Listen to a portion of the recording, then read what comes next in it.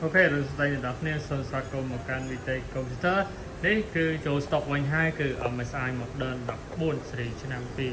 còn 24 cứ sản mà tênสำหรับตัว stock នេះគឺមានចូលមកពីរពណ៌គឺពណ៌ទឹកប្រាក់មួយ silver នេះគឺចូលពណ៌ទឹកប្រាក់ហើយមួយទៀតពណ៌ខ្មៅគឺសាក់មែនតើ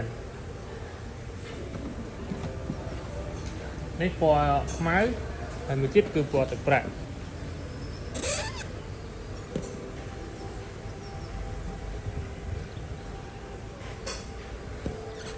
សម្រាប់លេខកូដនេះគឺ spec នៅដដែលទេគឺ spec គឺបំពាក់ដោយ CPU Core i3 ចំនួនទី12ចំពោះ RAM វិញគឺដល់ 8GB ចំណែក storage វិញគឺ 512 Pcie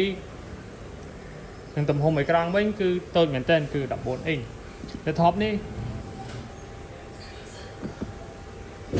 សម្រាប់ laptop នេះគឺភ្ជាប់ជាមួយនឹង Windows 11 license មកជាមួយផងដែរហើយចម្ងាយទម្ងន់វិញគឺស្រាលមែនទែនគឺត្រឹមតែ 1kg តែប៉ុណ្ណោះគឺស្រាលងាយស្រួលដាក់តាមខ្លួនមែនទែនចំពោះតម្លៃវិញគឺ special មែនទែនគឺត្រឹមតែ$399ទេគឺតម្លៃនៅដដែលទេគឺអត់មានការប្រែប្រួលទេហើយបូកជាមួយនឹងការថែមជូននៅកាដូជាច្រើនទៀតសម្រាប់ model នេះអ្នកទាំងអស់គ្នាក៏អាចរកជឿបាននៅ Grapich computer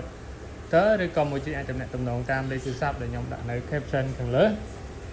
អូខេខ្ញុំមានតែប៉ុណ្្នឹងទេ complete ជួបគ្នានៅវីដេអូក្រោយណាបាយបាយ